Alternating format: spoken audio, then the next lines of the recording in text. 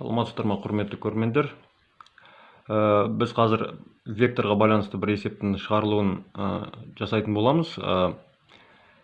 Яғни есептің шарты бойынша a минус b векторы берілген. Оның координатасы 5-10 және a плюс b векторлары берілген. Оның координаталары 3-4. Және c векторы берілген. Оның координатасы минус 2-11. Және есептің шарты бойынша біз c векторын a және b векторлары арқылы өрнектеуіміз қажет.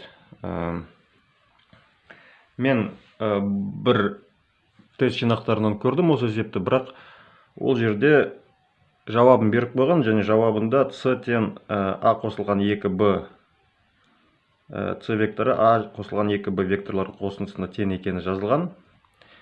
Бірақ мен өз басым бұл есепті шығарғанда менде басқа жауап шықты. Сондықтан мен қазір өзім жауабымды шығарылуын көрсетейін.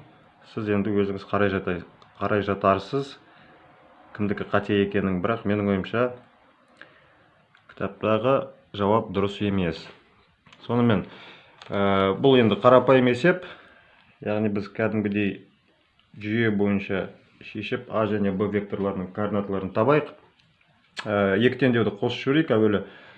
Яғни 2a тең болады, b бізде жойылып кетеді. Сонда 5 қосылған 3 8, 10 қосылған минус 4 6. Осыдан a векторының координатасын табамыз. A векторының координатасы сәйкесінше 2-ге қысқартамыз, 4-3 нүктесі. Яғни a векторының координатасын анықтадық. B векторының координатасы сәйкесінше мынау теңдеуді бір-бірінен азайтамыз. Сонда a мен a жойылады. Минус b азайтылған b минус 2b, 5 азайту 3 2, 10 азайтылған минус 4. 10 азайту минус 4, ол плюс 4-ке айналады, 14. Сонымен b векторының координатасы бізде минус 1-де минус 7 болады.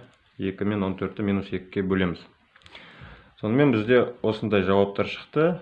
Біз a және b векторын анықтадық. Енді бізге c векторын осы a және b арқылы өрнектеу қажет. Яғни c векторы қандай да a-ның коэффициенті m болса, ma қосылған nb түрінде біз c векторын жазуымыз қажет. Яғни бізге m және n коэффициенттерін анықтау қажет. Ол үшін жай ғана теңдеу құрамыз. Яғни бізге c векторының координаталары белгілі. Олар минус 2-11. Яғни минус 2-11. Сондықтан бұл жерде минус 2 дегеніміз бұл x, 11 дегеніміз y. Бұл түсінікті.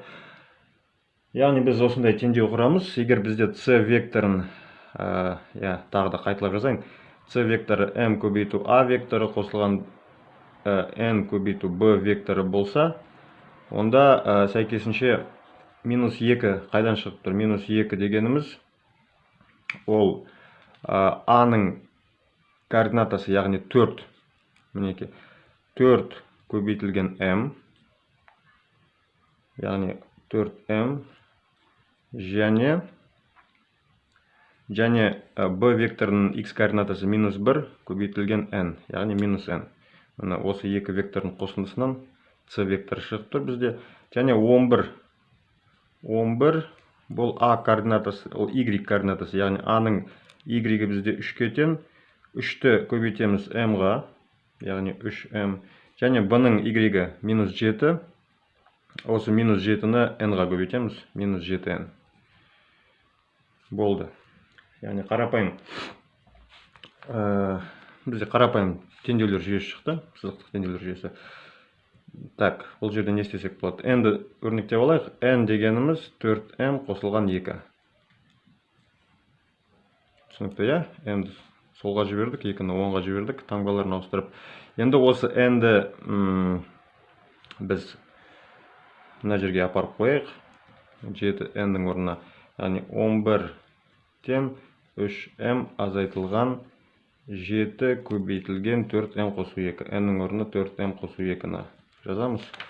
Енді арғарай жақшаны ашсақ, 3m азайту 28m азайту 14.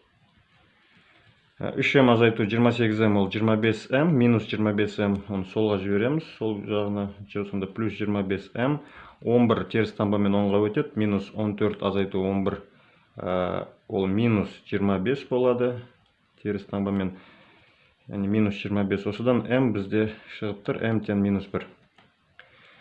Сәйкесінше m-ді мәнің мына жерге апарып қойсақ, n-нің мәні шығады, минус 1-ді қоямыз, минус 4 қосылған 2, минус 2. Сонда есептің жауабы c векторы тең болады, m бізде минус 1-ге тең, яғни минус a, және n бізде минус 2-ге тең, минус 2b. Есептің жауабы осы, яғни минус a, минус 2b. Және кітапта көрсетілген жауаптағыдай плюс a қосу 2b емес. Енді сізге менің жауабым дұрыс екен тағы да көрнектілік үшін мен осы векторлардың графигін салдым мына жерде. Міне өзіңіз көріп отырғандай. Жаңа мына жерде a-ның координаталарын біз таптық, 4-3, және b-ның координаталары минус 1-де 7. Минус 1-де минус 7. Енді осы векторларды салатын болсақ, мінеке a координатасы 4-3, яғни OA деген a векторы. Жазып қояйық, a векторы деп. B векторының координаталары естеріңізде болса минус 1-де минус 7, яғни мінеке минус 1, мынау минус 7, яғни OB, сәйкесінше OB векторы ол B векторы. Және C шарт бойынша C-нікі минус 2-де 11, яғни мінеке минус 2 және 11, мынау C векторы. Енді біздегі жауап бойынша минус a, минус 2b шықты. Яғни минус a векторы дегеніміз a векторын минус 1-ге көбейтеміз. Және параллель жылжытамыз өз несі бойынша. Сонда мынау минус a болады. Яғни минус 4-те минус 3. Мынау a векторы болса, тура ұзындығы модулі өзіне тең, бірақ кері қарай қарап тұрған векторы ол минус a. Мынау бізде b векторы, мына жерге қарап тұрған. Минус 2b деген қай вектор болады? Біз оны 2 есе ұзартамыз, бірақ ол бағытын өзгертеді, мына жаққа қарай, яғни b1-ден o-ға қарай. Яғни b1o ол минус 2b. Түсінікті, я? Яғни o b1 ол 2b, ал керісінше b1o ол минус 2b. Енді осы екі векторды қоссақ, b1o және o-a1-ді. Онда үшбұрыштар ережесі бойынша ол b1a1 векторына тең болады. Графиктен мұқият қарайтын болсақ, ол c векторына тең болып тұр. Яғни c векторы бізде тіктөртбұрышқа толықтыратын болсақ, 2-де 11 өлшемдері, және мына жерде де 2-де 11 болып тұр. Яғни мына 14, 14-тен 3 азайтамыз 11. Яғни мынау тура c векторына сәйкес келіп тұр. Бұл жалпы есептің шешімі емес, бұл есептің жаңағы көрнектілігі үшін мен сізге көрсетіп отырған графигі. Сонымен есеп шықты. Ұнап жатса лайк басыңыздар, және каналыма тіркеліңіздер. Келесі жолы кездескенше сау саламат болыңыздар.